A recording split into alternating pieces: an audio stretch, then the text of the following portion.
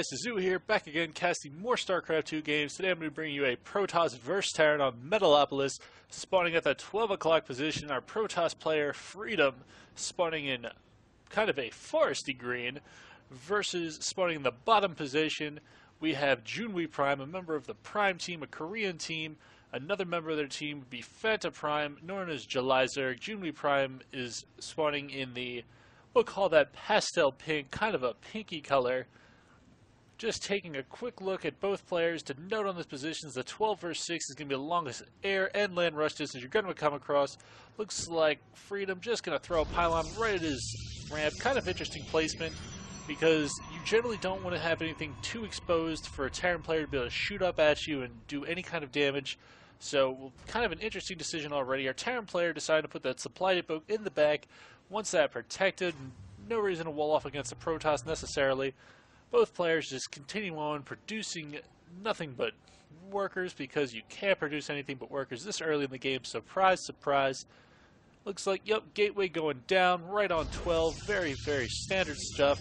Jumping back here, barracks going down on 12 as well. And immediately go into the gas, it seems. Yep, gas going down. Looks like we're just seeing a very typical start. I imagine we'll see orbital command after this barracks, and then we'll see how he's going to transition from there. If he's either just going to go with a nice little bio push, or if he's going to opt to just expand maybe, or even go into some further up tech. You just, a lot of times, the bio ball is very potent against a Protoss army. Protoss player throwing up the assimilator, second pylon going down, and finally now after the second pylon, gas and gateway is starting his scout. A very late scout. Our Terran player has yet to even begin scouting. Very interesting that both players are pretty sure their opponents are not going to be doing any kind of crazy cheese, and an immediate tech lab. Not a single Marine comes out of that, and he's already up. Oh, nope, orbital command going down. I was saying he's up to 200 minerals, and there goes the orbital right on time. It's going to be interesting if he's going to go straight to Marauders, if he's going to do some kind of minor Reaper harass in the early stages of the game. Taking a look at our Protoss player, Cybernetic Core on the way, doing everything that you'd expect from a Protoss player versus a Terran. Jumping back to our Terran player's base, orbital command is almost done, and let's see what he's opting to build. Reaper. Yes, we are going to see a Reaper. He may or may not opt to get the Nitro pack. I would doubt it. I would be very surprised if we saw that. He's probably just going to try to do a little bit of early harass with this Reaper. Profiling in the Terran's base, he's probably now going to be aware that the tech lab is already out there. Didn't see a Marine. He's probably expecting some kind of Reaper, because you generally want to build a Marine even if you're still going to Marauder. And the Probe wisely decides to escape. Reaper decides not to show itself and chase that probe, going right to Freedom's base. SCV running around, Zealot being created, and now Chrono boosting on a Stalker. This Stalker is going to be there well in time to prevent this Reaper from doing any damage whatsoever. Very interesting to see this Reaper as the first move for him, especially given the positions. SCV gets away with his life. Stalker and Zealot, and almost another Stalker done before this Reaper's even going to make it there. I don't know what kind of damage this Reaper's going to be doing. There's even a pylon on the cliff expecting this, and a very quick expansion for Junwi coming down. That's going to be the trick. This Reaper is mainly probably just to keep him on his toes and keep him from going too far to scout this expansion. This is a very early expansion. Throwing down two more barracks. Looks like, yep, concussive shell on the way, working on Marauders. Jumping back to our Protoss player's base, just checking this Reaper. Reaper not deciding to jump up and doing more damage, still concentrating on a Stalker-heavy army, adding on a Zealot now. Gateway going down. Doesn't look like he's going for any kind of robo-technology, just getting that second assimilator now, so I imagine we're going to see some kind of warp gate push out of him, possibly, maybe with a proxy pylon. Reaper getting in here, trying to do a little bit of poking around. Mainly, I feel like he's just keeping the pressure on to keep that Protoss player from guessing about that expansion. Reaper has to get away. Stalker about to finish it off. Nope, gonna just miss out on that opportunity. Warp gate technology is just about done, so he'll be able to produce quite a few more units, and the Terran player's base is now up and operational. Not doing any kind of drone transfer yet. Probably imagine we'll see this turn into an orbital command. Small drone transfer going out. Still operating on only barracks units, building two more barracks with a tech lab, one with a reactor, so we're going to be doing two tech lab, one reactor. Stim is just now started. Concussive shell was already finished, and this one pesky Reaper is still doing all the scouting in the world. Knows the Protoss player is trying to expand. Protoss player coming out to finally finish this Reaper, but no, Reaper has too much HP to be taken down by one shot. The Stalker is not going to be able to keep up with the Reaper. Oh, actually, the Stalker just barely able to keep up with that Reaper, but now the Reaper has gotten away by jumping off the cliff. The Stalker cannot follow any further. Jumping back to our Terran player's base, reactor is now done producing up to 3 barracks. 1 roof reactor has yet to transition into any kind of factory play, hasn't even begun the factory yet, up to 272 gas. Very interesting. We'll see what he decides to transition into, if it's going to be Ghost or if it's going to be some other kind of mech army. Nexus almost done.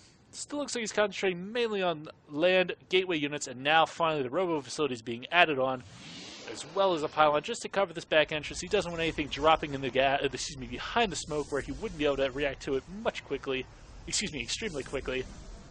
Excuse me. Looks like he's just going for an observer. Very kind of standard stuff. He wants to be aware of what the Terran player is doing, not going for a quick immortal, because he's not afraid, I guess, of some extremely early bioball push. Just to be sure, we're going to quickly flip to the Freedom cam, turning off where he's looking, and he is quite aware of that expansion. Jumping back to the Everyone cam, here we go. Expansion in full array, taking up this income tab. 34 harvesters to 34, but our Terran player is still ahead due to mules, just by a couple hundred minerals a second, but that still adds up quite a bit. Finally adding on a factory, a 4th barracks being added on, so it's going to be a bio-heavy army. He's concentrating on fully barracks units. Couple Marauders just poking around. They didn't actually get anywhere to do any damage. None of them have taken any damage, so they never actually made it over there. Observer finally halfway across the field. Going to see what this Terran player is up to. Jumping back to our Zerg player's base. His expansion is finally operational. He's got all 4 gas going. Concentrating on Zealot Sentry mainly army. It looks like he's probably going to maybe transition into Charged Zealots, I would imagine, if he's getting so many Zealots. But no, actually going Colossi, because he's throwing on the Robo Bay. Yeah, no Twilight Council. I was figuring he was going to go for some kind of Charged Zealot Sentry play. I've seen that play before, but no. He's going to be going straight to Colossi. Doesn't even look like he's producing an Immortal, just producing more Observers.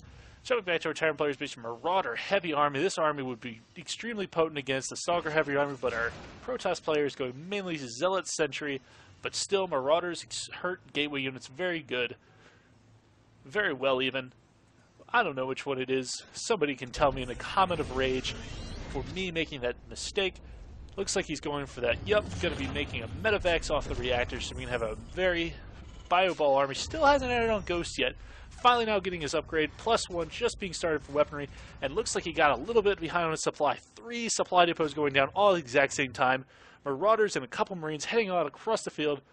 They already have combat shields, concussive shield, pretty much every upgrade imaginable. Stim, of course, the most important ability. And here we go, our Zerg player. Colossi just gets finished. This Colossi is probably going to come out just in time to prevent this attack from doing any damage. But Marauders are still very tough to be melted by Colossi.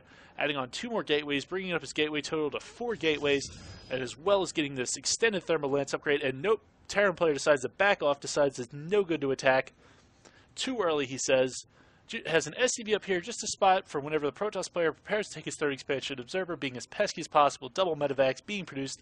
Maybe he was just waiting for those Medivacs, but the Observer sees the Medivacs and knows that they're heading out somewhere. Producing double Vikings now. This is interesting. These Vikings may be there just for spotting Observers and killing them after a scan. He may be going into a Raven next. But it's interesting that he's deciding to go that route, because generally you figure that there's not a whole lot of air. Actually, excuse me, very simple answer to that question. He is going those Vikings to deal with the Colossi. Don't know why I didn't think of that instantly sooner. I was going, oh, he doesn't have any air units. Colossi, they are massive, and the Colossi in particular take damage like they are, or excuse me, take damage from either air or land. So Vikings with those missiles do terrible, terrible damage and really chew up those Colossi. And here we go, dropping it down the back of Freedom Space. Marauders, and finally being interactive, but getting quite a few Harvesters, bringing the Harvester total up. Excuse me, the Harvester total was actually ahead for Freedom, but took a couple off. Production tab is now back open. +1 just now finished, backing up. Actually saved all of those units, didn't lose a single unit. And it looks like he will now be getting that charge for the Zealots, I would imagine, but I could be wrong again. Yep, charge for that Zealots going down. Those Zealots just get kited so hard by Marauders. You need that charge to really make them effective in the late game. Just another closer look here. Looks like he's going to be starting upgrades relatively soon. He's thrown down the Forge. It may just be for cannon so that when he does move out, he isn't afraid of any kind of drop. Jumping back to our Terran player's base, operating off of 4 barracks, adding on that armory now, possibly for upgrades, maybe a Thor. Still producing dropships. 2 Colossi, pretty potent army to deal with a bio-heavy army.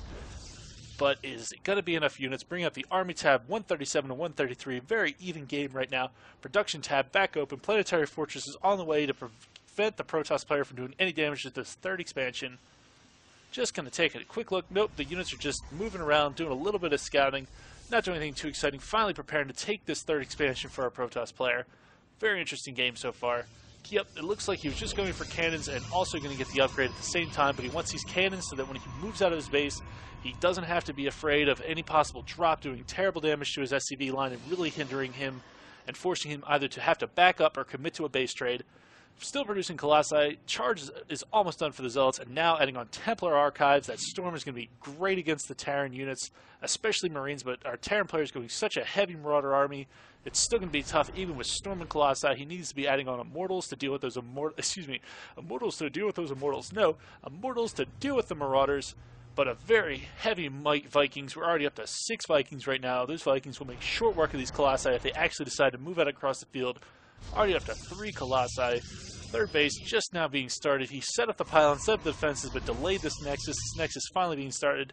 And a 4th base going up for our Terran player, opting to skip the 2 closer bases and going right for the one across from the Protoss player's base. I don't know if he hopes it'll stay hidden or if he's just planning on putting it aggressive and if he's just putting on the aggressive front with these two and allowing these 2 bases to be simpler. And yep, same time, double expanding. He's going at the gold right now. Wouldn't be surprised if he throws up another one even to make it 5 bases the way he took this 4 base here. But now the advantage of taking these 2 bases first is this 3rd base here is much easier to fall back on. You can always come back and backtrack and take it later.